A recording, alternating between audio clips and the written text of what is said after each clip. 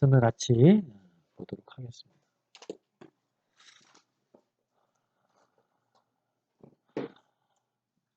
어디 말씀 보기로 했는지 기억하시나요? 네. 예, 예. 굉장히 감사합니다. 이렇게 말씀 본문이 딱 이렇게 나오고 있어서. 오늘은 뭐 사도행전 그 본문을 보긴 볼 겁이지만 전체적인 부분들을 좀 한번 같이 나눠보려고 해요. 교회는 사실은 이제 교회의 말씀을 인도하는 지체는 어떤 말씀으로 함께 할까에 대한 고민들이 굉장히 많습니다. 교회 구성원들 중에 아직 구원의 확신을 갖고 있지 못한 지체들이 좀 많으면 당연히 말씀 인도는 복음 설교, 구령 설교 이런 쪽으로 많이 치중을 해야 돼요. 근데 반면에 또 성도들 대부분이 구원의 확신을 갖고 있는데 복음 설교가 중요하다 그래서 계속 뭐 1년 52주 중에 한 4, 50번 이상을 복음 설교를 하면 그것도 또 합당하진 않을 겁니다. 그래서 우리 교회에 어떤 말씀들을 올해 같이 나눠야 되나 이런 고민들을 꽤 많이 오랜 시간 좀 하게 되더라고요. 연초랑 연말에 이렇게 함께 말씀 나누면서 어떤 말씀들을 했으면 좋겠냐 이렇게 한번 나눈 시간들이 있었잖아요. 이제 그때 나왔던 말씀들이 뭐 시편을 중간중간에 중요한 부분들 한번 같이 봤으면 좋겠다라던가 또 어떤 분은 사도행전에 대한 것들 한번 나눴으면 좋겠다라든가 이런 말씀들이 있으셨어요. 그래서 지금 수요 예배는 시편을 이제 시작을 했고 2번 정도 나갔죠. 시편 개론과 시편 1편 3절까지 복 있는 사람에 대해 나눴는데 주일 예배는 지금 우리에게 하나님께서 소마교회 2021년 이 시점에 필요한 말씀이 무엇일까 우리에게 주시고자 하는 그런 부분들을 놓고 기도하면서 사도행전에 나와 있는 말씀들이 우리에게 지금 이 시점에 필요한 말씀이겠다. 이런 깨달음을 주셨습니다. 그래서 오늘 말씀의 제목은 사도행전과 바울을 통해 보는 선교적 사명 이런 제목이에요. 제목은 약간 고전틱하지만 대충 어떤 말씀일지 감이 좀 오시죠. 사도행전과 바울을 통해서 보는 선교적인 사명 이런 말씀입니다. 그래서 오늘은 사도행전에 대한 어떤 개괄적인 설명을 잠깐 좀 하고요. 그리고 제가 이 시기에 우리 소막교회와 함께 나누고 싶은 말씀 주인공은 사도 바울에 대한 이야기들입니다. 사도 바울 그 개인 그 사람에 대해서도 그렇지만 사도 바울을 통해서 지금 이 시점에 소막교회에 하나님이 주시고자 하는 말씀이 무엇일까? 이걸 한번 나눠봤으면 좋겠다라는 마음의 확신을 주셨어요. 그래서 오늘 그렇게 좀 나눠보도록 하겠습니다. 사도행전은 많이 보셨잖아요. 그죠? 사도행전은 또 어떻게 보면 사도행전은 내가 잘 알고 있어 이렇게 생각이 들게끔 하는 책이기도 해요. 왜 그러냐면 사도행전은 이렇게 대부분이 스토리잖아요. 쭉 이제 베드로부터 해서 바울까지 전도 여행을 통해서 어디에서 어떤 일들을 했고 이런 내용들이다 보니까 사도행전은 그래도 어렵지 않고 내가 좀 잘 아는 성경 말씀인 것 같아. 이런 마음이 들게 하는 책이기도 합니다. 네, 과연 그럴지. 과연 그럴지. 사도행전은 누가 썼죠? 사도행전은 누가가 썼다라고 대부분의 신학자들이 동의하긴 합니다. 사도행전을 쓰기 전에 이 누가는 누가복음을 기록을 합니다. 누가복음을 기록하고 이어서 기록한 것이 이제 사도행전으로 이어지게 돼요. 사도들을 통해서 이 예수님의 복음이 어떻게 세상에 전파되어졌는가를 누가는 사도들에게 전해 듣고 또는 직접 동행하면서 경험한 이야기들을 기록한 것입니다. 누가는 근데 주로 바울하고 동행한 것을 볼 수 있어요. 그래서 바울의 선교 사역에서의 이야기를 누가는 주로 사도행전에 기록을 하고 있습니다. 흔히 이렇게 말합니다. 사도행전에는 영적 도성이었던 예루살렘에서 시작해서 고대 시대의 정치적인 수도였던 로마에서 이야기가 끝이 난다. 이렇게 얘기들을 하거든요. 그러니까 그 사이에 예루살렘에서 시작된 이 사도들의 이 복음 전파의 이 여정들이 끝에는 그 당시 정치적인 세계 수도였던 로마에서 끝이 난다. 이렇게 볼 수 있는데 그 사이에 이제 여러 도시들이 나오죠. 사도행전에 나온 고린도나 에베소나 안디옥이나 이런 고대 시대의 도시들이 쭉 같이 나옵니다. 사도행전을 기록한 목적, 뭐라고 볼 수 있을까요? 사도행전은 이런 목적으로 기록됐다.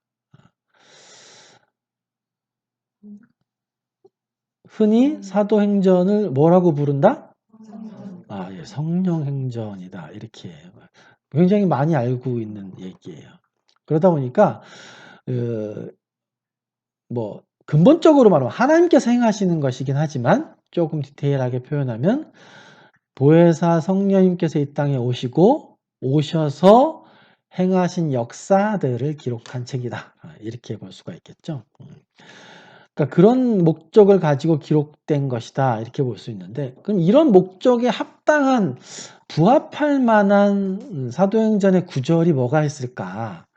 이렇게 생각을 좀 해보니까 저는 뭐 이제 다른 사도행전과 관련된 개론서들을 쭉 몇 개 이렇게 봤는데 그것보다도 이 구절이 사도행전의 목적에 가장 좀 목적과 취지에 맞지 않을까라고 생각한 구절이 뭐냐면요. 사도행전 5장에 보시면 이제 사도들이 오순절 성령 강림 후에 예루살렘에서 아주 큰 복음의 진보를 이루죠. 그래서 이 도에 참여하는 무리들이 굉장히 늘어납니다. 그러니까 예수님을 잡아 죽였던 그 당시 대제사장을 비롯한 바리새인들이 사도들을 붙잡죠. 붙잡아서 이제 거의 살해 위협을 가합니다. 그때에 사도들이 붙잡힌 후에 그 대제사장과 바리새인들과 사내들인 공회원들이 모여서 회의를 해요. 그때에 사도 바울의 유대 스승이었던 가말리엘이 하는 이야기가 있습니다. 5장 38, 39절에 나오거든요. 가말리엘이 그렇게 얘기해요. 이제 내가 너희에게 말하노니 이 사람들을 상관하지 말고 버려두라. 이 사상과 이 소행이 사람으로부터 났으면 무너질 것이요. 만일 하나님께로부터 났으면 너희가 그들을 무너뜨릴 수 없겠고 도리어 하나님을 대적하는 자가 될까 하노라. 이렇게 가말리엘이 이야기합니다. 바리새인의 율법학자였고 또 사내들인 공회원이었고 그 공회원이었던 이 가말리엘이 사도들의 이러한 어떤 그 폭발적인 복음에 증거하는 일들이 하나님께로부터 나왔다라고 믿고서 말한 건 아닐 거예요, 분명히. 그죠? 가말리엘이 예수 그리스도를 믿었다라는 얘기는 어디에도 없으니까. 근데 가말리엘의 이 말이 사도행전의 목적과 취지를 가장 잘 보여주는 것이 아닐까? 저는 이제 그런 생각을 해보게 됐습니다. 그렇다 보니까 이 복음서 같은 경우는 제자들이 이제 성육신하신 예수님과 함께 기록된 것이라면 사도행전은 오순절 성령 강림을 통한 제자들의 영감, 제자들에게 임재하신 성령님의 영감을 통해 기록된 것이다. 이렇게 볼 수 있습니다. 하나님이 기록한 것이죠, 결과적으로는. 또한 복음서의 기록이 이 땅에 육신을 입고 오신 예수님의 행전을 기록한 것이라면 사도행전은 또 다른 하나님이신 성령님의 행전이다. 이렇게 불려집니다. 제가 사도행전을 어떻게 생각하시냐고 여쭤볼 때 딱 성령 행전이다. 이렇게 얘기하시는 것처럼 사도행전은 정말로 제자들에게 임재하신 성령님께서 행하시는 하나님의 선교의 역사를 기록한 책이다. 이렇게 정의할 수 있을 것 같아요. 사도행전에서 가장 핵심이 될 만한 단어 뭐가 있을까요? 딱 떠오르시는 단어 혹시 있으신가요? 이방인. 이방인에 대한 복음 증거도 있겠죠. 사도행전에 또 사도행전 하면 딱 난 이런 단어가 떠오른다. 증인. 증인. 예, 증인. 저는 1장 8절 가장 보편적인 사도행전의 가장 핵심되는 문장이다라고 이야기하는 것이 주로 1장 8절입니다. 1장 8절이 어떻게 나옵니까? 오직 성령이 너희에게 임하시면 너희가 뭘 받아요? 너희가 권능을 받고 예루살렘과 유대와 사마리아와 땅 끝까지 이르러 뭐가 된다? 내 증인이 되리라. 누가 하신 말씀이에요? 이 말씀이 굉장히 의미가 있는 것이 뭐냐면 예수님께서 부활하신 후에 승천하시기 전에 이 땅에서 남기신 마지막 말씀이 이 말씀입니다. 아니 나중에 바울한테도 나타나서 얘기하셨잖아. 그렇게 말씀하시면 얘기가 안 되고요. 공식적인 예수님의 사역에서의 마지막 문장이 이 문장이에요. 사도행전 1장 8절. 그래서 사도행전에서는 우리에게 주시는 가장 키포인트가 될 만한 단어, 워딩이 1장 8절이기도 하고 1장 8절의 증인이라고 말씀하는 단어, 말 있죠. 이게 이제 그 헬라어 원문으로는 마르투스라 그래요. 이걸 알파벳 스페링 그대로 쓰면 MARTYR입니다. 이게 뭐냐면 후에 이제 순교자라는 말의 어원이 돼요. 이건 뭘 의미할까요? 그렇죠.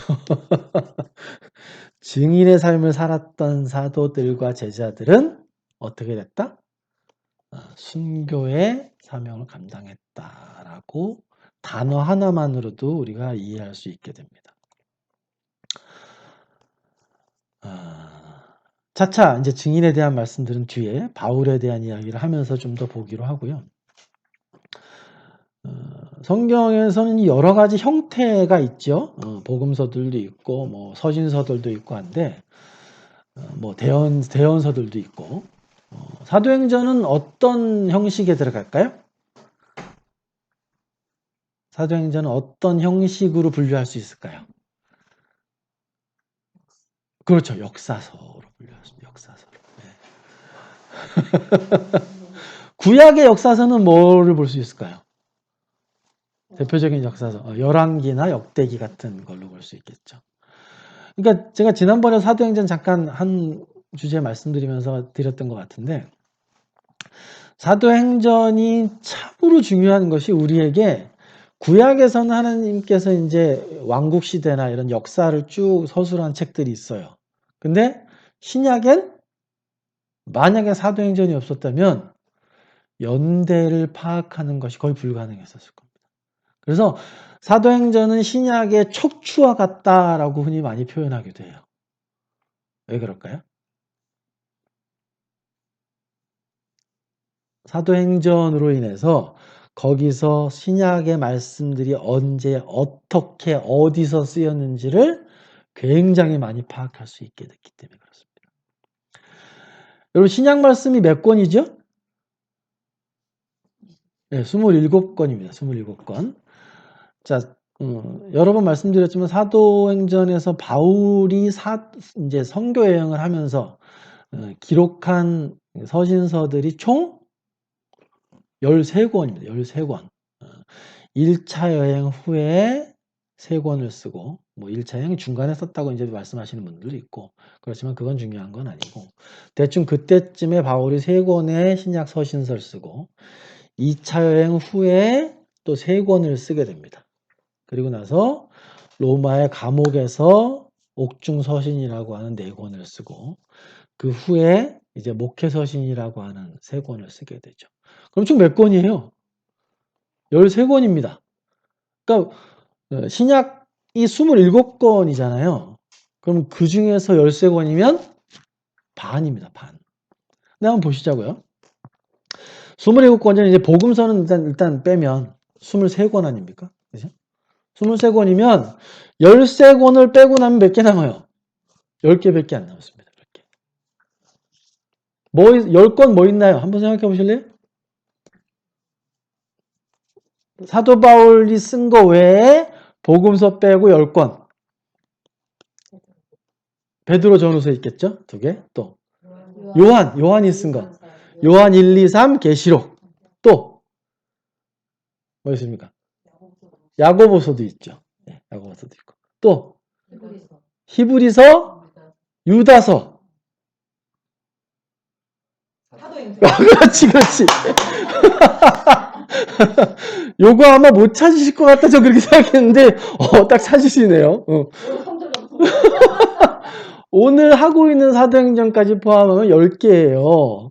그러니까 한번 비중을 한번 따져보시죠. 이 베드로나 요한이나 뭐 이제 야고보나 히브리서나 쓴 10권하고 이제 사도 바울이 쓴 13권하고 차지하는 비중이 여긴 한 사람이 사도행전을 여행을 하면서 선교여행을 하면서 기록한 서신서고 나머지는 여러 사람들이 같이 쓴 신약 서신이에요.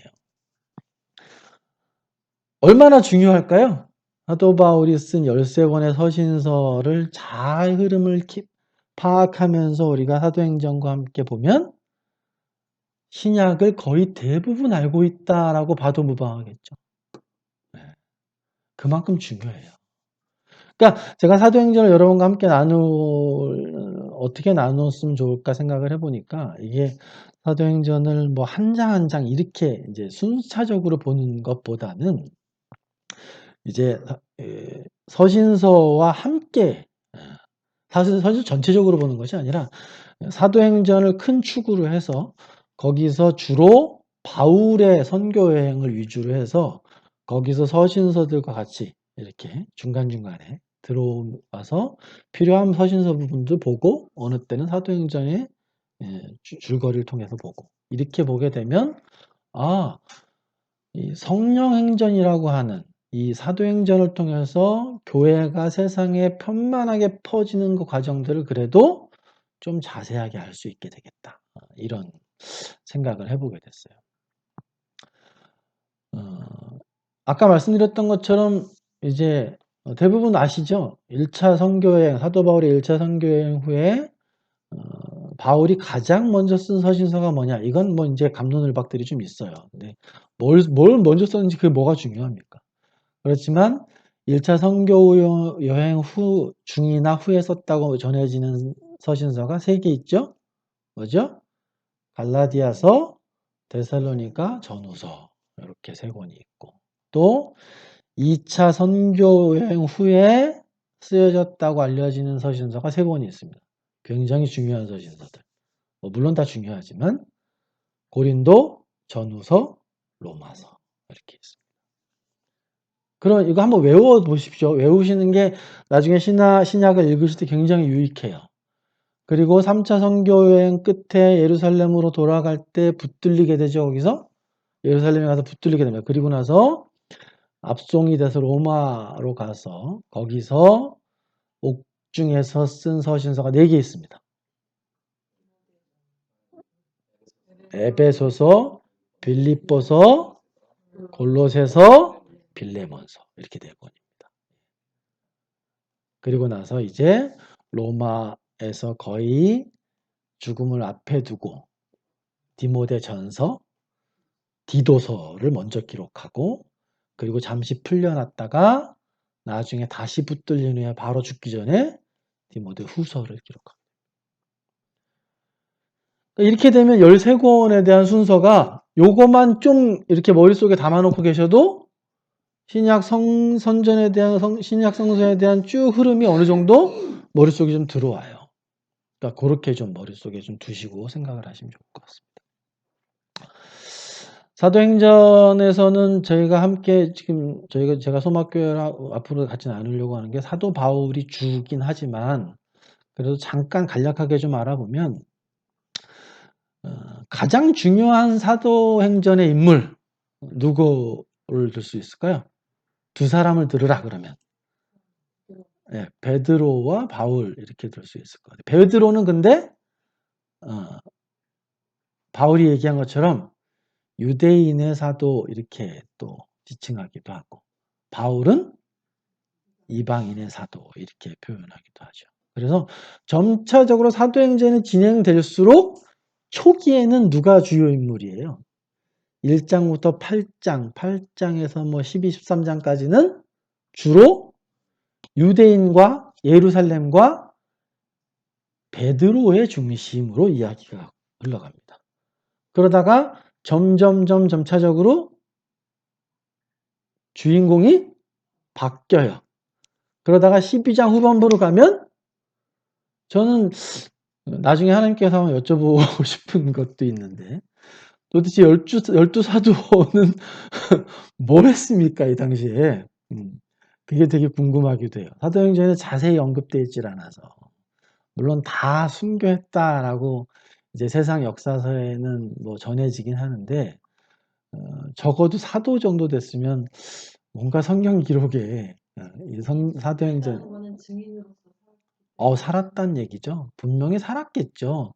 예수님과 함께 3년 반을 그렇게 쫓아다니면서 직접 말씀을 듣고 또 체험하고 또 직접 귀신도 쫓고 병도 고치는 은사들을 받았던 사람들이 우리가 보는 성경에 기록되어 있지 않다 그래서 다른 삶을 살았을 것 같지는 않아요.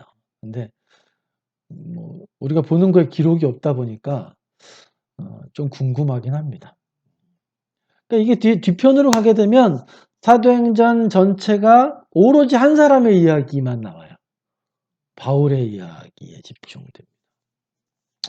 그런 부분도 참 신기한 것 같습니다. 이게 이야기가 전체적으로 크게 세 단락으로 좀 나눠보면 1장부터 7장까지의 초기 교회의 유대인과 예루살렘을 위주로 한 파트 하나, 또 이제 과도기라고 할 수 있는 8장부터 12장까지를 이제 과도기로 볼 수도 있고 또 13장부터 마지막까지는 이제 사도 바울을 위주로 한 이방 선교 사역이 주 무대로 나옵니다. 처음에는 이스라엘과 유대와 베드로를 위주로 한 사역들이 점점적으로 가면서 줄어들고 반대로 바울과 이방인과 또 교회가 따로 퍼지는 예루살렘에서 안디옥이 중심지로 바뀌게 되거든요. 쭉 퍼져나간 변화를 볼 수 있습니다. 그래서 이제 사도행전은 예수님께서 부활하신 후에 이제 승천하시기 직전부터 예수님 승천하시고 이제 오순절 성령 강림하시고 유대인이 회심하고 사마리아인들도 회심하고 그리고 이방인들에게 복음이 전파되는 그 과정들을 서술하고 있습니다. 또 한 가지 사도행전에서 좀 특이한 거는 그 사도행전 마지막 절을 보면 마지막 절이 28장 31절이거든요. 근데 얘기가 이렇게 가다가 뚝 끊어집니다. 뭔가 서신서처럼 뭐 안부를 전하노라, 축복하노라, 아멘 이렇게 끝나는 것이 아니라 이렇게 하다가 뚝 끊어지는 느낌이 들어요. 흔히 이제 이 말씀들은 많이 사도행전을 들으시다 보면 다른 목사님들의 사도행전 설교를 들으시다 보면 많이 하시는 이야기이기도 해요. 왜 그렇게 끊어져 있겠느냐?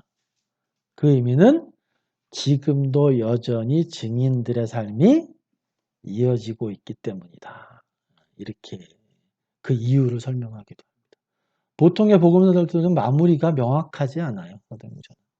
그래서 지금도 이 믿음의 행전, 성령의 행전은 여전히 유효하게 진행되고 있다. 이런 말씀들을 합니다.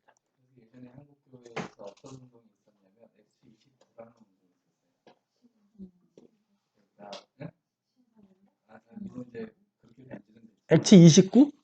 예, 29요? 왜 그러냐면 이제 우리가 사도행전 29장을 써나가는 아, 29장부터다? 그런 게 있었어요. 그 분명히 의미가 있는 운동이죠. 그들이 사도가 아니라는 게 함정이에요. 그렇죠. 예. 그러니까 이제 그런 부분도 굉장히 주제가 굉장히 깊어요. 그럼 과연 사도행전에서의 사도들의 행한 것들이 지금도 유효하냐라는 이런 것에 대한 또 감론을 봐도 굉장히 많더라고요. 근데 그런 부분들은 사실은 뭐 지금 우리에게 크게 필요한 부분들은 아닌 것 같고요.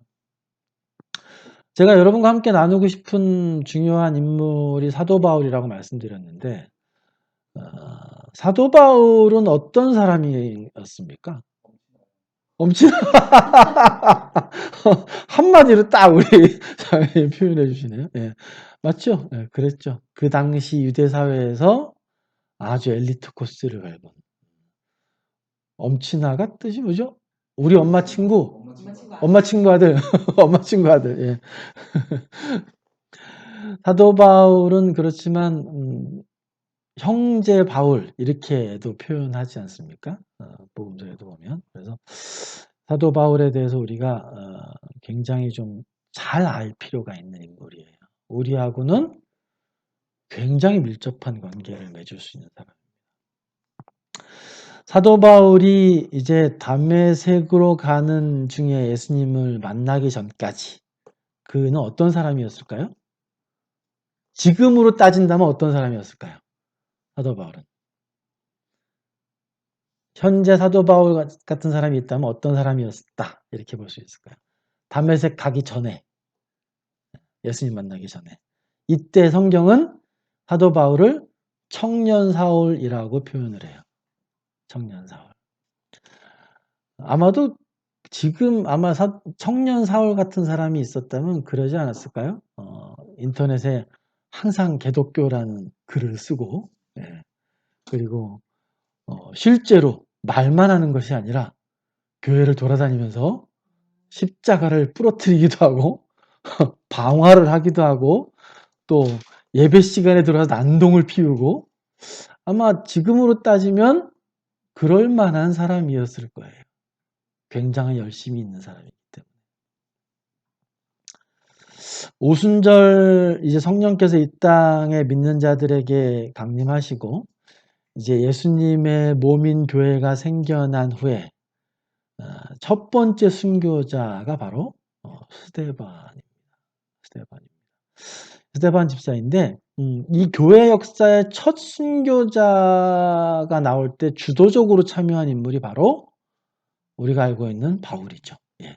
즉 성경에서 표현하는 사울이라는 청년, 또 살기가 등등했던 청년 이렇게 바울에 대해서 표현합니다. 그러니까 사도행전 7장 58절에 보면 이제 스데반을 성 밖으로 내치고 돌로 칠세 증인들이 옷을 벗어 사울이라는 청년의 발 앞에 두니라 이렇게 나와 있어요. 그래서 역사상 바울이라는 사도, 위대한 사도가 등장하는 성경의 첫 장면입니다. 이게. 바울이라는 정말 위대한 사도였고 이방인의 전도자로 정말 그 온 목숨을 다해 자신의 인생을 주님께 내어드린 정말 하나님께서 사랑하시는 성도였던 사도 바울이 이 하나님이 섭리하시는 역사 중에 처음으로 등장하는 장면이 바로 이 장면. 스데반은 그 돌에 맞아 죽는 그 순간에 우리 주님과 같이 동일한 기도를 하죠. 주여 이 죄를 저들에게 돌리지 마옵소서 이렇게 기도합니다. 후에 어거스틴은 이 기도를 보면서 이런 말을 했다 그래요. 아마도 스데반의 이 기도가 없었다면 우리가 아는 위대한 사도 바울은 없었을지도 모른다. 이렇게 또 이야기했다고 해요. 왜 그렇습니까? 스데반이 그 증인으로 스데반이 죽는 그 장면의 증인으로 참여했던 청년 사울에게 죄를 돌리지 마십시오라고 기도했기 때문에 하나님께서 예수님께서 청년 사울을 쓰실 수 있게 됐다. 또 이런 의미이기도 한 것 같아요. 어느 정도는 동의가 되는 말입니다. 이 청년 사울 앞에 옷을 벗어놓았다라는 의미는요. 훗날 이 사도 바울 그 스스로가 고백을 이렇게 합니다. 사도행전 22장 19절, 20절에 보면 바울 스스로가 이렇게 말하죠. 내가 말하기를 주님 내가 주를 믿는 사람들을 가두고 또 각 회당에서 때리고 또 주의 증인 스데반이 피를 흘릴 때 내가 곁에 서서 찬성하고 그 죽이는 사람들의 옷을 지킨 줄 그들도 아나이다. 이렇게 말합니다. 사도 바울이 스스로 말하는 고백이에요. 근데 저는 이 구절을 보면서 이게 사도 바울이 이렇게 이 단어를 썼구나 좀 눈에 탁 띈 장면이 있었어요. 20절에 보면 바울이 이렇게 얘기해요. 주의 증인 스데반이 이렇게 얘기해요. 저는 그전에 몇 번을 주의 종인 스데반으로 읽었던 적도 있어요. 근데 바울이 여기서 주의 증인 스데반이 피를 흘릴 때 내가 곁에서 찬성했다 이렇게 말합니다. 어떤 번역본에서는 이거를요. 주의 순교자 스데반 이렇게 표현한 번역본도 있어요. 그러니까 굉장히 특이한 단어를 쓴 거예요. 사도 바울이. 자신의 인생을 돌아보면서. 이 분노한 유대인들이 수많은 돌을 들어 스데반 집사를 쳐 죽일 때 그 돌에 맞아 죽어가던 스데반은 이렇게 말합니다. 우리 사도행전 7장 한번 펴보실까요? 7장 56절로 60절을 우리 같이 한번 읽어볼게요. 사도행전 7장 56절로 60절 같이 읽습니다. 시작. 말하되 보라 하늘이 열리고 인자가 하나님 우편에 서신 것을 보노라 한데 그들이 큰 소리를 지르며 귀를 막고 일제히 그에게 달려들어 성 밖으로 내치고 돌로 칠세 증인들이 옷을 벗어 사울이라 하는 청년의 발 앞에 두니라. 그들이 돌로 스데반을 치니 스데반이 부르짖어 이르되 주 예수여 내 영혼을 받으시옵소서 하고 무릎을 꿇고 크게 불러 이르되 주여 이 죄를 그들에게 돌리지 마옵소서 이 말을 하고 자니라. 아마도 사도 바울은 그가 회심한 이후에 이 스데반이 피 흘리며 죽어가는 모습이 그의 머릿속에 평생토록 아마 남아있었지 않았을까 이런 추측이 돼요. 그리고 그 기억들이 떠오를 때마다 자신이 어떤 자였는지를 아마 돌이켜봤었을 겁니다. 그러다 보니까 사도 바울은 자신의 인생의 거의 끝부분에 쓴 디모데전서 1장 13절에 그렇게 고백합니다. 내가 전에는 비방자요, 박해자요, 폭행자였다. 이렇게. 그러니까 그 인생에서 그 증인들이 옷을 자기 발 앞에 두었다라는 것은 어떤 의미가 있냐면요. 유대인들의 옷은 저거잖아요. 이렇게 두루마리처럼 감은 거잖아요. 그러다 보니까 돌을 들어 치려면 굉장히 거치장스러워요. 그래서 돌을 들어 치려는 이런 격렬한 행동을 할 때 이 옷을 벗어야 됩니다. 벗어서 네가 보관하고 이 역할들을 감당해라. 그래서 그 앞에 두는 거예요. 그러니까 굉장히 중요한 역할들을 감당했던 거죠. 그 자리에서. 그리고 스데반이 정말 돌에 맞아서 막 피를 흘리면서 또는 처참했겠죠. 그 장면이. 보통 이제 그 기록에 보면 유대인들이 돌로 칠 때는 한 3m 내지 4m 정도 떨어진다 그래요. 근데 그게 먼 거리가 아니잖아요. 되게 가까운 거리잖아요. 그럼 수많은 사람이 거기서 돌을 들어서 그에게 던진다면 그 돌을 맞고 있는 사람이 어떻게 처참하지 않을 수 있겠어요. 그러니까 사도 바울, 청년 사울의 이 뇌리에 그 돌에 맞아 죽어가는 스데반이 하늘을 보고서 스데반은 어땠습니까?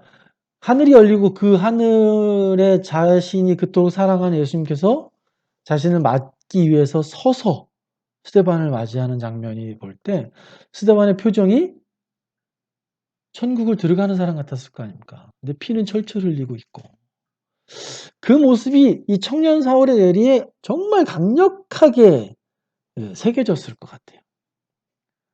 사도 바울이 선교 여행을 계속 감당하는 동안에 자신의 모습들, 그때 스데반의 죽음과 그 위치에서의 자신의 모습들이 계속해서 아마 돌이켜졌을 거예요.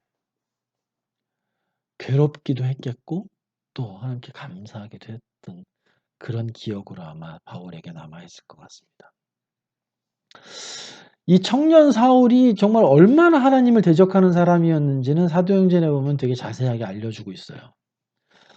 아까 제가 사도행전의 목적을 잘 나타내는 말 중에 가말리엘의 말을 말씀드렸었잖아요. 근데 아마 이 청년 사울은 자신의 스승이었던 가말리엘의 말도 별 큰 의미를 두진 않았던 것 같아요.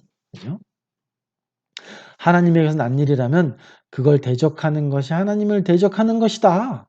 이렇게 가말리엘이 말했는데 전혀 그 말에 개의치 않았던 것 같습니다. 하나님을 대적한다. 하나님을 대적한다. 이게 가능한 일이겠습니까? 얼마나 무모하고 무식한 일인지 모를 것 같겠습니다.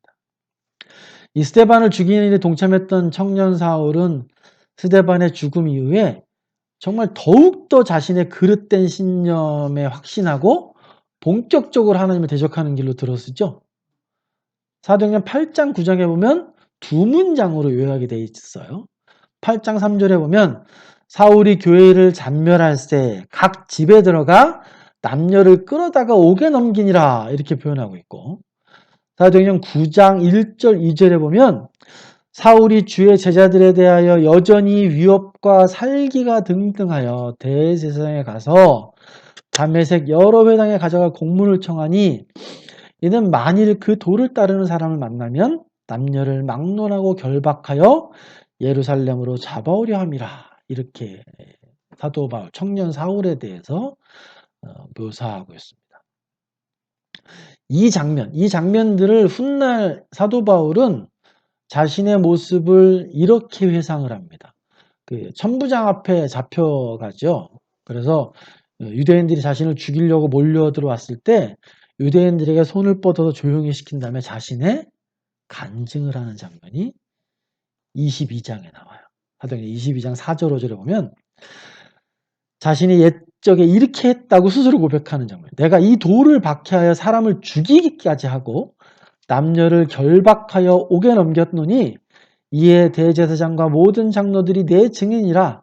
또 내가 그들에게서 다메섹 형제들에게 가는 공문을 받아가지고 거기 있는 자들도 결박하여 예루살렘으로 끌어다가 형벌받게 하려고 가더니, 이렇게 자신의 모습에 대해서 회상합니다. 또 나오죠. 그 다음에 바울이 아그리빠 왕과 총독 르니게 앞에서 하는 말도 거의 비슷해요. 26장에 보면 자신이 그렇게 행했다라는 고백을 다시 한번 하는 장면이 나옵니다. 이 그리스도인들을 박해하는 청년 사울의 모습을 사도행전 9장에서 뭐라고 표현합니까? 청년 사울에 대해서 위협과 살기가 등등하여 이렇게 표현하거든요. 이 말은 사실은 굉장히 무서운 말이에요. 이 말은 그리스도인들에 대한 청년 사울의 잔혹했던 모습을 단적으로 증명해 주는 말인데요. 여기서 위협과 살기가 등등했다라는 말을 원어적인 표현 형태로 보면 무슨 말이냐면 위협과 살기로 숨을 쉬었다 이 뜻이에요. 이 등등했다라는 말이 가장 근본적인 뜻은 숨을 쉰다란 말이에요. 언어상의 의미는. 그러니까 무슨 의미입니까? 사도 바울이 그리스도인들을 잡아 죽이려고 위협과 살기를 가지고 숨을 쉬었다는 얘기예요. 굉장히 소름 끼치는 말이죠. 어떤 살기로 숨을 쉰다라는 표현은 이 청년 사울의 모습을 아주 단적으로 보여주는 단어입니다. 굉장히 무서웠겠죠. 막 집에 들어가서 그리스도인들을 잡아내서 실제로 더 표현되어 있지는 않지만 옥에 가두고 죽이기까지 한 사람도 분명히 있었을 것이고, 위협하고 살기로 숨을 쉬는 청년 사울의 모습. 생각해보면 야, 참 대단했겠다. 이때의 청년 사울의 모습이 굉장한 열심이 있었다라는 거죠. 이제 예수님께서 십자가에 대속하심으로 하나님의 구속사역 중 땅에서 모든 일을 다 마치신 다음에 하늘 보좌에 앉으셨죠. 이제 그분의 영이신 성령 하나님께서 제자들에게 오셨습니다. 그래서 이 놀라운 복음을 세상에 증거할 사명을 주시는 바로 그때 복음이 이제 막 태동에서 편만하게 막 퍼져나가려 하는 그때죠. 그래서 예루살렘에서는 정말 많은 수의 유대인들이 이 교회에 더해지던 그 시기였었어요. 그러니까 하나님께서 보실 땐 참 중요한 시기였던 거예요. 성령님이 감림하시고 이제 복음이 전체적으로 막 퍼져야 되는데 그때 복음에 가장 대적한 자 중에 하나. 사탄의 가장 충실한 도구 역할을 스스로 자임했던 열성 유대인 청년이 바로 우리가 아는 사도 바울이었습니다. 어떻게 보면 가장 열성적으로 하나님의 복음의 확장을 방해했던 사람이 청년 사울이었다라는 걸 우리는 사도행전을 통해 알 수 있어요. 그랬던 사도 청년 사울이 더 많은 박해를 하기 위해서 다메섹 도상으로 향해 가고 있을 때 그 다메섹 도상에서 예수님을 만나게 되죠. 예수님 만난 후에 예수님께서는 아나니아에게 나타나셔서 이렇게 말씀하십니다. 오늘 본문이에요. 오늘 사도행전 9장 15절 16절 한번 같이 읽어볼까요? 사도행전 9장 15절 16절 같이 읽습니다. 시작. 주께서 이르시되 가라 이 사람은 내 이름을 이방인과 임금들과 이스라엘 자손들에게 전하기 위하여 택한 나의 그릇이라. 그가 내 이름을 위하여 얼마나 고난을 받아야 할 것을 내가 그에게 보이리라. 아멘. 여러분 한번 이 16절 말씀을 한번 잘 보십시오. 16절 말씀을 한번 잘 보십시오. 좀 충격적이지 않으신가요? 어떠세요? 예수님께서 내가 이 사람이 얼마나 고난을 받아야 할지를 보여줄게. 이렇게 얘기하는 거예요. 저는 이 말씀을 이렇게 묵상하면서 야, 좀 충격적이다. 이런 느낌이 들더라고요. 예수님께서 야, 너 정말 고난을 받게 될 거야? 이렇게 얘기하면 여러분 같으면 어떠시겠어요? 한번 생각해 보십시오. 예수께서 직접적으로 나에게 나타나시거나 다른 사람에게 나에 대한 이야기를 하실 때 너가 내 이름을 위해서 많은 고난을 받게 될 것이다. 이렇게 이야기하셨다는 걸 내가 직접 듣거나 전해 들었다고 한번 생각해 보십시오. 여러분 어떨 것 같으세요? 사도 바울은 그 후에 고린도후서에서 오늘 본문으로 말씀드렸던 부분들을 스스로 고백하죠. 물론 육체적인 고난이 다는 아닐 겁니다만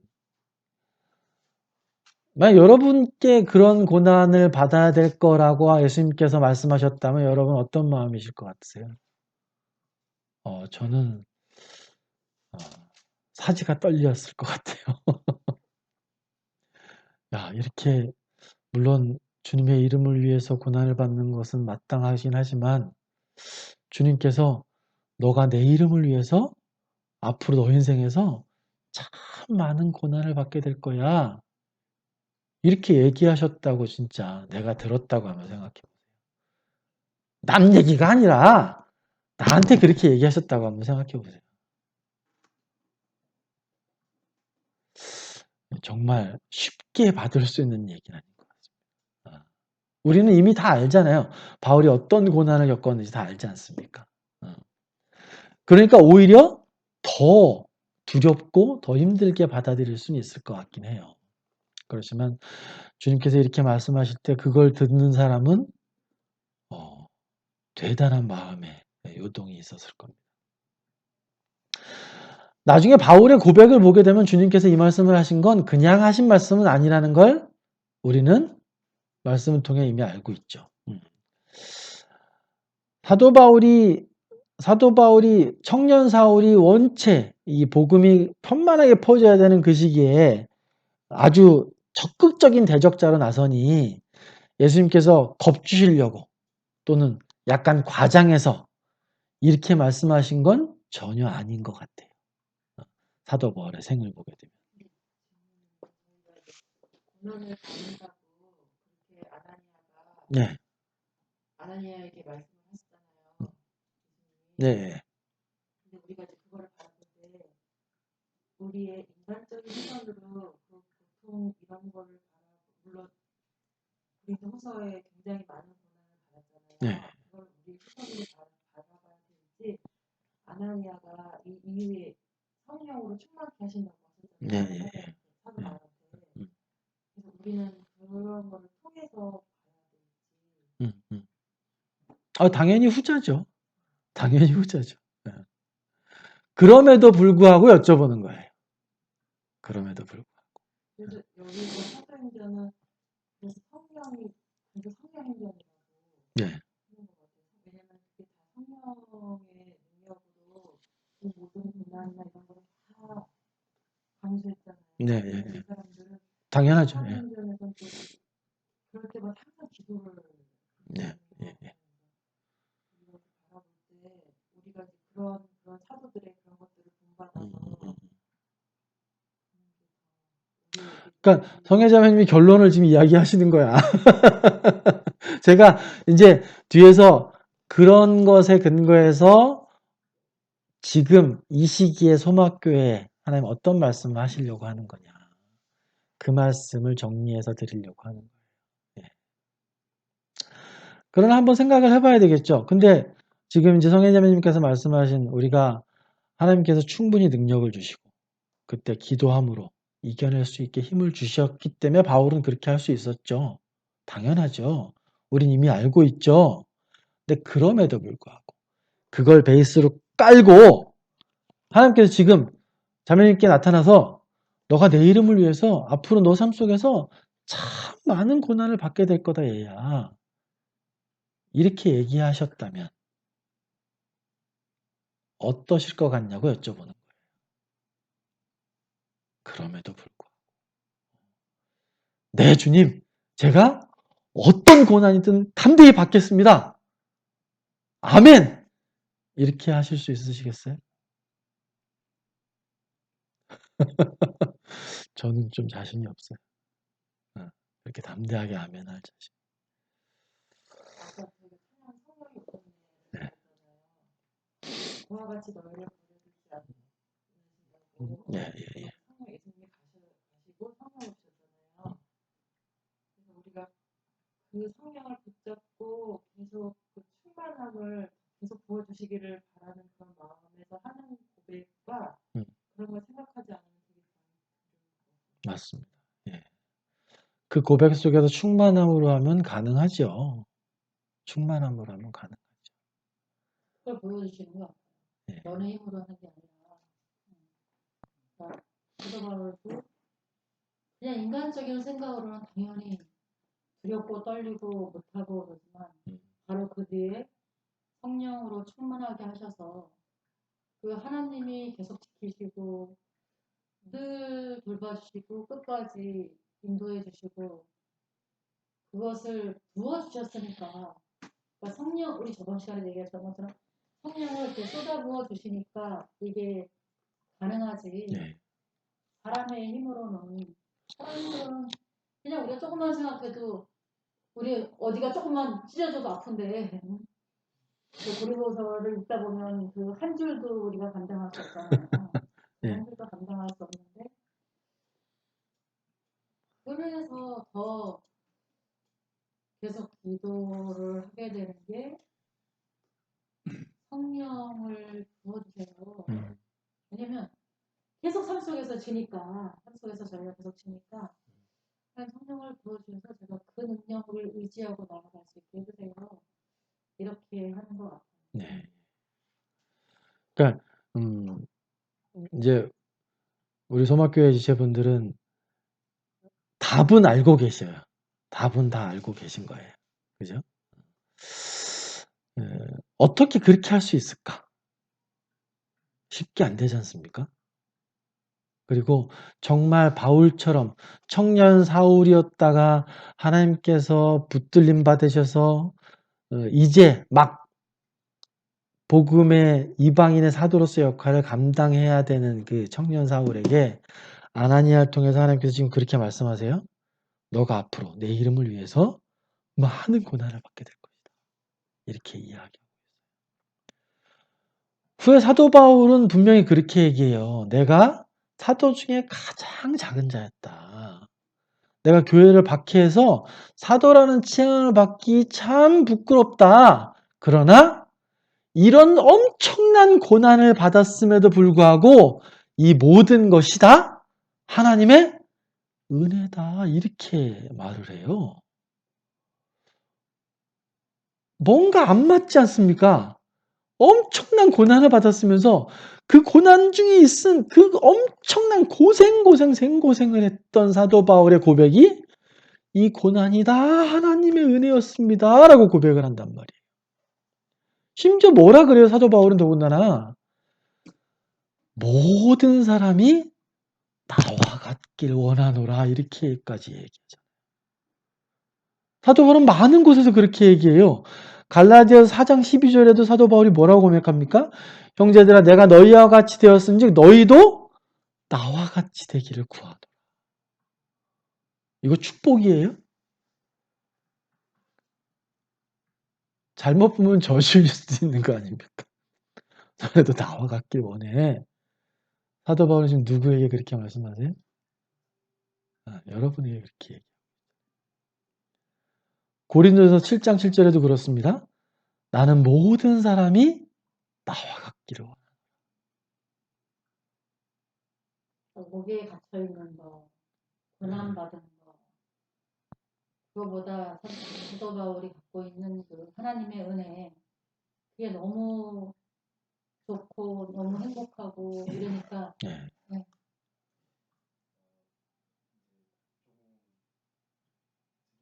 말씀하십시오. 이게 지금 흘러가는 이야기가 우리 어떤 신앙적인 담론 안에서는 충분히 나눌 수 있는 이야기가 맞습니다. 조금 우려스러운 것은 방금처럼 이제 너희가 나와 같기를 원한다라는 의미가 우리가 지금 사도행전 안에서 보는 다른 성경의 그 의미와는 다른 의미예요. 그러니까 방금 전에 말씀하셨던 그 7장 7절은 바울이 자유자의 문이거든요. 그러니까 결혼을 해야 되냐 말아야 되냐 뭐 이런 문제에 대한 문제에서 너희가 나처럼 자유롭기를 원하노라라는 의미로 그러니까 이런 문맥상의 부분들이 있고 그래서 이런 부분들은 우리가 좀 한편으로 두고 이제 얘기를 해야 될 것 같고요. 또 하나는 지금 이 이야기 안에서 우리가 하나를 다시 생각해봐야 할 것이 생겼는데 과연 그러면 성령의 충만함이라는 것은 무엇이냐라는 것입니다. 사도행전이 말하는 성령의 충만함이란 무엇이냐. 근데 지금 우리가 초점이 어디에 가 있냐면 하나님의 이름의 증인이 되는 것은 우리가 그 이름 때문에 고난을 받는 것이다. 그런데 이 고난은 우리가 성령의 충만함으로 이겨낼 수 있다라는 이야기들이 이제 지금 나눠지고 있는 이야기인데 이거는 하나님의 신앙적 반응으로 넘겨둘 수 있는 부분이에요. 근데 뭐가 문제냐?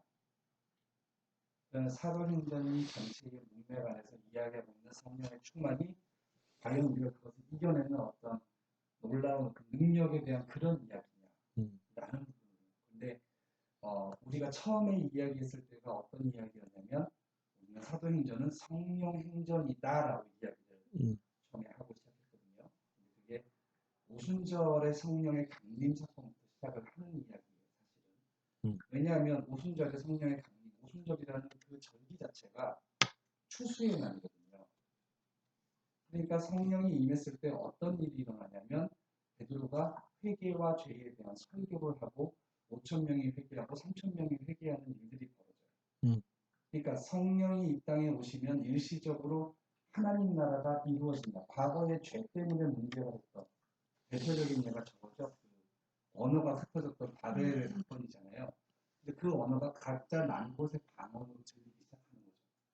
그러니까 하나님의 말씀이 성령의 임재하심을 통해서 하나님의 말씀이 사람들에게 난 곳의 방언으로 들리게 되었고 그 하나님의 말씀이 가득해졌을 때 이들은 예수 그리스도의 그 복음 안으로 들어갔다. 사도행전 전체가 이야기하고 있는 성령의 충만은 말씀의 충만함을 이야기하고 있는 거예요. 그러니까 우리가 이 고난에 대한 초점만 두고 봤을 때는 신앙적인 담론으로 빼놓고 이야기할 수 있겠지만 그러니까 오늘은 네. 이제 장면이 그거예요.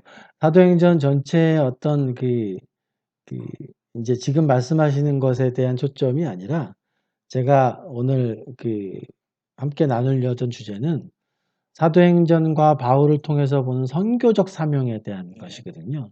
그러다 보니까 청년 사울이었던 자가 바울이 되어서 겪게 된 고난이 분명히 있어요.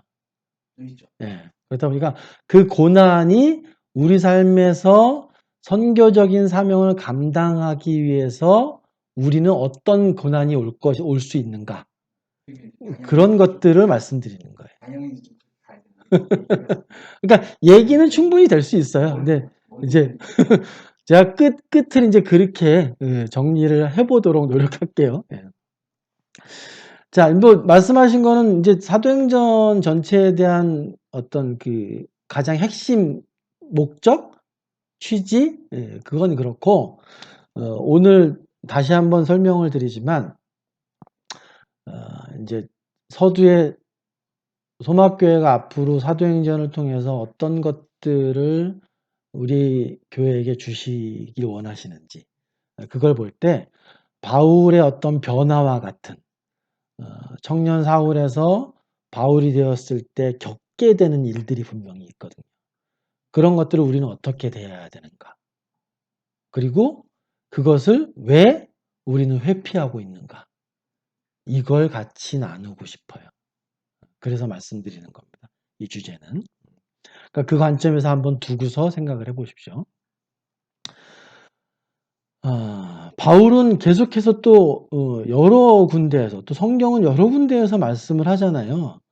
하나님의 자녀된 자가 마땅히 그 삶에서 고난도 받게 된다. 이렇게 이야기하죠. 그러니까 바울이 고린도후서 11장에서 말하는 자신의 삶에서의 그 수많은 역경과 핍박과 고난들은 어찌 보면 당연하게 따라온 것일 수도 있어요. 여러분 성경에서 신약 성경에서만 또 한번 찾아보면 굉장히 쉽게 찾을 수 있어요. 로마서도 그렇고 디모데서도 그렇고 히브리서도 그렇고 베드로서에도 그렇고 너희가 내 이름을 위해 마땅히 고난을 받아라 이렇게 얘기하는 구절들은 굉장히 많아요. 기억나시는 구절들도 있고 제가 로마서 8장 17절에도 영광을 받기 위해 고난도 함께 받아야 될 것이다. 분명히 이렇게 말씀하고 계시고 사도 바울이 죽기 전에 쓴 디모데후서에는 특히 이런 구절들이 많아요. 디모데에게 권면할 때는. 디모데후서 1장 8절에도 네가 고난을 받으라. 디모데에게 이렇게 말씀하고 있고 디모데후서 2장 3절에도 너는 그리스도 예수의 좋은 병사로 나와 함께 고난을 받아라. 이렇게 분명히 또 권면하고 있습니다. 히브리서에도 마찬가지죠. 고난받기를 더 좋아했다. 이렇게 말씀하고 있고 베드로 사도도 마찬가지입니다. 의를 위하여 고난을 받으면 복 있는 자다. 그러니 두려워하고 근심하지 말고 그 고난을 받아들여라. 베드로도 이렇게 권면하고 있습니다. 우리가 하나님 믿고 신앙생활 하는 거는 사실은 행복하고 싶어서잖아요. 더 내가 기쁘게 살고 또 더 충실하게 살기를 원하기 때문에 신앙생활을 하는 건데 왜 자꾸 고난받으라고만 이야기하고 있습니까? 선교 사역들을 꼭 해야만 하는 겁니까, 그러면? 믿는 자는? 이렇게 증인으로서의 삶을 꼭 살아서 고난을 받아야만 되는 거냐는 거예요. 한 가지 예를 좀 들어보겠습니다. 한 가지 예를 좀 들어볼게요. 저는 이 고난을 받고 증인으로서의 삶을 살아야 되는 것을 생각하면서 이런 생각이 떠오르더라고요. 우리 독립운동하던 선조들 있잖아요. 독립운동하던 선조들 있죠. 대표적으로 뭐 유관순 열사나 또 윤봉길 의사나 안중근 의사나 또 뭐 김원봉 선생이나 이런 분들도 있지 않습니까? 국가보훈처에서 선정한 독립유공자들이 있어요. 저도 요번에 그거 한번 보면서 찾아보면서 알았는데 1급부터 5급까지 이렇게 등급이 나눠져 있습니다. 얼마나 더 독립에 헌신했냐에 따른 차이겠죠? 1급부터 5급은. 그 사람들이 약 11,000명 정도가 선정돼 있어요. 국가보훈처에. 한번 생각해 보십시오. 그 일제시대 때 이 지금 11,000명이 국가보훈처에 유공자로 선정돼 있던 이 사람들, 물론 훨씬 더 많겠죠. 그 사람들은 왜 자진해서 그런 고통과 고난 속으로 스스로를 몰아넣었을까요? 그 사람들 뭐 때문에? 뭘 위해서? 왜 그랬죠? 그 사람들은? 나라를 위해서. 예. 일제라는 그 폭압 아래서 신음하는 그 자신의 대한민국 사람들의 고통을 보고 그것이 안타까워서 나라를 되찾기 위해서 기꺼이 자신을 그런 고통과 어려움 속으로 스스로 밀어넣은 거잖아요. 그죠? 그러면 과연 그 독립운동을 하던 그 사람들은 불행한 사람이었습니까? 그들 스스로는 난 너무 불행한 사람이야 이렇게 생각했을까요? 얼마나 굉장한 신념을 가지고 그 일들을 감당했었겠습니까? 잡혀서 고문을 당하고 정말 바로 죽을 위기에 처한 걸 뻔히 알면서도 그런 일들을 스스로 감당하고 거기에 몸을 내맡긴 사람들은 아마도 자기 자신이 스스로 생각할 땐 굉장히 뿌듯하고 자부심을 갖고 그 일들을 했을 거예요. 신앙적인 부분을 말씀드리는 게 아니에요. 한 가지 더 가까운 예만 들어도 우리가 뭐 군사 독재 시절에 민주화 운동을 했던 분들도 있잖아요. 그분들도 정말 목숨 걸고 했어요.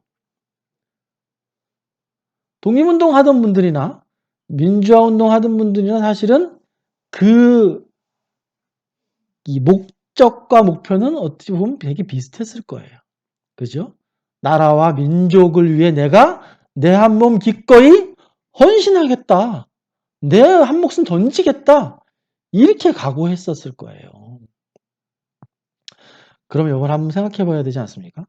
하물며 한 국가와 그 국가의 국민들을 위한 의로움으로 내가 기꺼이 고난을 짊어지겠다라는 각오를 하는 사람들이 있는데 그 정도의 어떤 국가라는 작은 단위의 대의명분과는 비교할 수 없잖아요.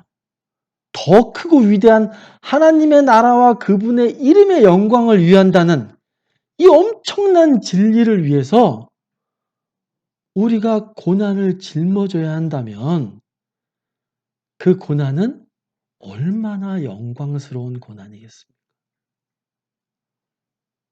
사도 바울은 그걸 느낀 거 아닐까요? 그러니까 기꺼이 고난에 동참해라. 나와 같이 되길 원한다. 이렇게 자신 있게 이야기할 수 있었던 것 아니겠습니까? 고작 국가 단위를 위해서도 그렇게 하는 사람이 엄청나게 많아요. 그럼 우리가 갖고 있는 이 놀라운 복음과 하나님 나라의 영광과 그 영광에 이르지 못하고 죽어가는 지옥에 신음하고 있는 사람들을 보고서 일어나는 이 의로운 공부는 나를 충분히 고난에 밀어넣을 만하지 않냐는 겁니다.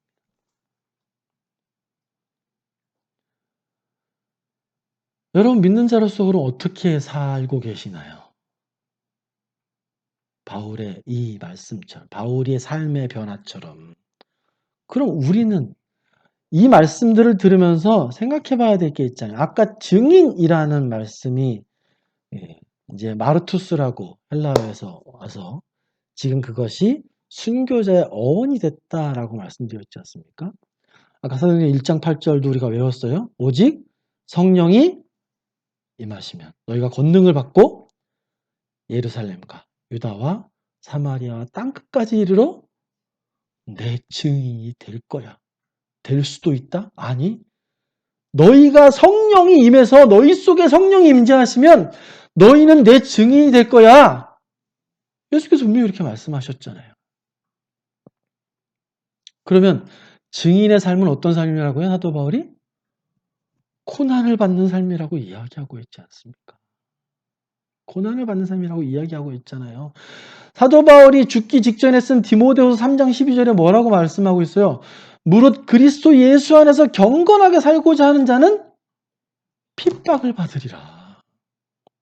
핍박을 받으리라. 두 가지 말씀을 잘 엮어보시자고요.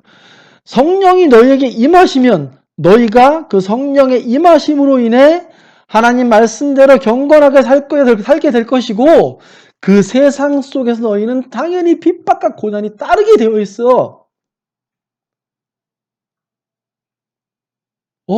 이 말씀은 완전한 진리입니다. 누구도 이의를 제기할 수 없어요. 그러면 그 말씀 후에 우리는 어디로 가야 됩니까? 그럼 나는 그럼 어떻지? 여기로 가봐야죠.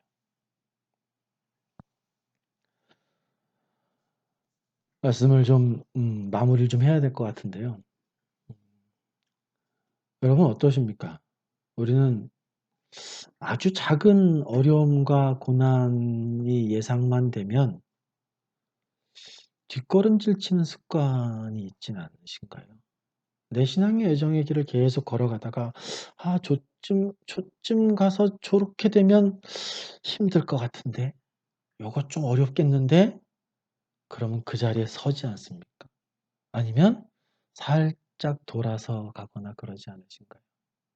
그러면 좀 전에 말씀드린 것처럼 사도행전 1장 8절과 디모데후서 3장 12절의 말씀으로 연결시킨 조합이 과연 나에게 해당되는 겁니까?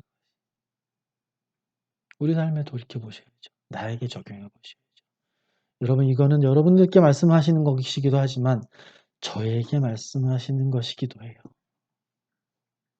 너는 과연 청년 사울이 사도 바울이 돼서 겪은 그 수많은 증인으로서의 삶 속에서의 고난이 네 삶 속에선 얼마나 있니? 이렇게 물어보시고 계시잖아요. 그럼 둘 중 하나 아니겠습니까? 내가 그 삶을 제대로 살지 못하고 있다라는 증거죠. 내 삶 속에서 고난이 없다면 너무 명확한 거 아니겠습니까? 오늘 사도 바울과 사도행전 서론을 통해서 여러분께 하나님께서 말씀하시는 바는 명확하다고 생각합니다. 베드로 사도는 그렇게 말씀하죠.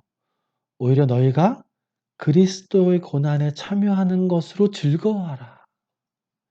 이는 그의 영광을 나타내실 때에 너희로 즐거워하고 기뻐하게 하려 함이라. 여러분 삶 속에서 그리스도의 증인으로서 사는 고난과 고통이 올 때 슬쩍 회피하고 돌아가고 하면 나중에 그리스도의 영광이 나타날 때 그 기쁨과 즐거움이 여러분을 슬쩍 지나갈 겁니다. 얼마나 안타까운 일이겠어요. 조금 더 쉽게 얘기하면 네. 우리가 예수님을 위하여 받는 고난이 각자 다르잖아요. 예. 그거를 좀 더 생각해 보면 사도 바울처럼 선교지에 나가서 고난을 받으라는 말씀을 드리는 게 전혀 아니에요. 우리 삶 속에서 감당해야 된 고난의 사이즈와 범위나 형태는 다 다릅니다. 그런데 내가 잘못해서 핍박을 받는 건 그걸 말하는 게 아니라 내가 증인으로서의 삶을 이 순간에 내 삶에서 감당할 때 고난이 분명히 예상되는 포인트를 우리는 알고 있어요. 그러면 지금 그 중에 그런 중일 수도 있고요. 근데 그럴 때 그 고난을 내가 증인으로서 담대히 받아들여야 되는데 우리는 어떻게 해요? 요 포인트까지만 가면 좀 힘들 것 같아. 여기서 내가 요 말을 했다가는 문제가 생길 것 같아. 나한테 안 좋은 소리가 나올 것 같아. 아이고, 너무 그렇게 빡빡하게 할 필요 없잖아. 사람이 그렇게 고지식하게 복음을 증거할 필요 있어? 슬쩍슬쩍 비껴갑니다. 사도 바울의 고난에 쌓이자 우리가 고난에 쌓이자 똑같이 가라는 말씀 드리는 게 아니에요. 하나님은 감당할 자에게 감당할 능력들을 주시고 사명들을 주시는 거예요. 우리 삶을 돌아보아야 될 시기점입니다. 소막교회 성도들에게 주시는 하나님 말씀이에요. 내가 구원받고 성령이 임재하셨고 내가 증인으로서의 삶을 살겠다고 입으로 고백하고 머리로 생각은 항상 해요. 기도도 합니다. 근데 과연 내 삶 속에서 그 증인으로서의 삶의 고난의 모습들은 과연 어디 있는가? 나 고난받고 있어. 싫은 소리 가끔 들어. 그 정도 수준 말고요. 그 정도 수준 말고. 어떤 사람에겐 작은 고난이지만 나에겐 굉장히 클 수 있어요. 하나님께 여쭤보시고 그 고난을 정말 내가 하나님께서 당당히 받으라고 하신 그 고난, 증인으로서의 삶의 고난, 그런 부분들을 내가 내 삶 속에서 선교적 사명을 가지고 당당히 임하시길 소망합니다.